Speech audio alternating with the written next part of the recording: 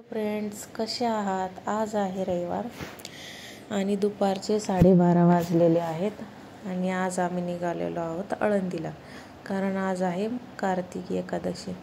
स्वप्नीलचं म्हणणं होतं की आज आपण पिक्चरला जाऊयात किंवा बाहेर फिरायला जाऊयात, पण आज एकादशी असल्यामुळे मी त्यांना म्हणलं पिक्चरला वगैरे नको जाऊयात, देवदर्शनाला जाऊयात. मग आमचं ठरलं देहूला जायचं का आळंदीला जायचं.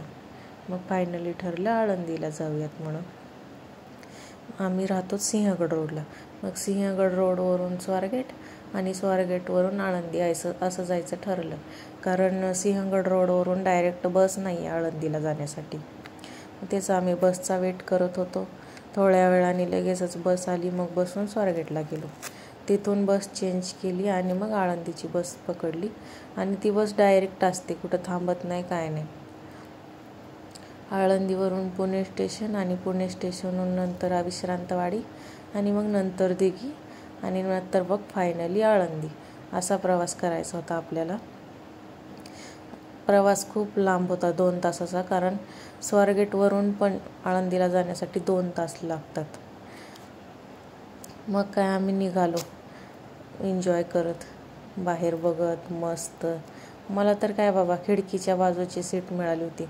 मला खिडकीच्या बाजूची सीट मिळाली ना, खूपच भारी वाटतं, कारण बाहेर बघत बसायचं मस्त. गाणे ऐकायचे असतील तर गाणे ऐकायचे हेडफोन घालून, किंवा मग बाहेर बघत मस्त एन्जॉय करायचं. असं करत करत आम्ही आळंदीला पोचलो. मागच्या वेळी पण मी जुलै महिन्यात एकादशी होती तेव्हा पण आळंदीला गेले होते. तेव्हा मी आळंदी आणि देहू असं दोन्ही पण प्रवास केला होता आणि त्यावेळी खूप गर्दी होती. तेव्हा पण मोठी एकादशी होती आणि पाय पण ठेवायला जागा नव्हती, एवढी गर्दी होती. पण यावेळेस तेवढी गर्दी नाही असं मला वाटतं, कारण यावेळेस थोडंसं पावसाचं पण वातावरण आहे. दिवाळी असून पण पाऊस येतो, एवढं वातावरण बेकार आहे मित्रांनो. आणि आम्ही गेल्यानंतर पाहतोय तर काय गर्दीच नाही आहे आणि आम्हाला पोचेपर्यंत 2 वाजले.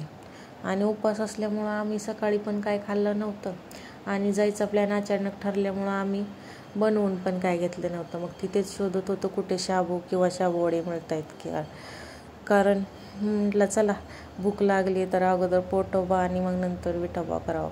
पण नेमकं मित्रांनो, तुमच्यासोबत पण असं घडत असेल, जेव्हा उपवास असतो ना तेव्हा नेमकं सगळ्या छान छान पदार्थाचा वास येतो आणि आमच्यासोबत पण तसंच झालं. बाजूला भजी वडापाव बनवत होते ना, तर आम्हाला एवढा छान वास येत होता ना, असं वाटत होतं काहीतरी खावं म्हणून. पण उपवास असल्यामुळे आम्ही सगळं कंट्रोल केलं. मग शाबूवडा आम्हाला दिसला आणि तो शाबूवडा खाल्ला आम्ही आणि खाऊन झाल्यानंतर मग निघालो मंदिराकडे. मंदिराकडे निघताना देवाला प्रसाद म्हणून आम्ही पेढा घ्यायचं ठरवलं. पेढ्यामध्ये पण एवढ्या व्हरायटी असतात मित्रांनो, 3-4 तर प्रकारचे पेढे तिथे ठेवलेले असतात. कुठे मलाई पेढा, काहीतरी बासुंदी पेढा, आणखीन कोणते काय काय प्रकार असतात ते सांगतात.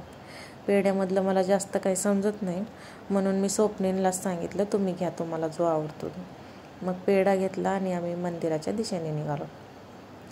आज काही गर्दी दिसत नाही आहे, मागच्या वेळेसपेक्षा यावेळेस कमी गर्दी आहे. निघालो आणि मंदिराच्या थोडंसं समोर गेल्यानंतर तिथे थोडीफार गर्दी दिसली, पण एवढी गर्दी नव्हती. तरी पण आम्ही आज जाऊन ठरवलं की मूक दर्शन घ्यायचं, कारण दर्शनाला पण लाईन मोठी होती आतमध्ये मंदिराच्या. त्याच्यामुळं आम्ही बाहेरूनच पाया पडलो, प्रसाद वगैरे ठेवला, मंदिराच्या गाभाऱ्याला एक फेरा मारला, पाया पडलो, थोडेसे फोटो काढले आणि मग आम्ही बाहेर जायचं ठरवलं नदीपात्राकडे.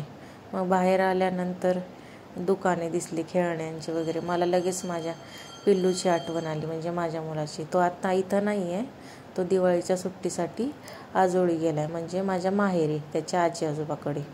तो असता तर त्याने काही ना काही खेळणे वगैरे मागितलेच असते, कारण तो ना बाहेर आल्यानंतर ना काही मागतोच. आणि प्रत्येकाचे मुलं असेच असतात, त्यांना काही हवं असेल ना, बाहेर आलं की ते लगेचच मागतात. तो नाही आहे तरी पण मी त्याच्यासाठी खेळणं घेतलेला आहे, कारण तो जेव्हा येईल ना तेव्हा तो मागणारच आहे. मग आम्ही गेलो नदीपात्राकडे. मुलांचं एक चांगलं असतं बाबा, पाय धुवायचे, हात धुवायचे, तोंड धुवायचं सोडून केसात हात फिरवायचा पाण्याचा. आणि तिथून मग दर्शन घेतलं आम्ही आणि मग निघालो परतीच्या प्रवासाकडे.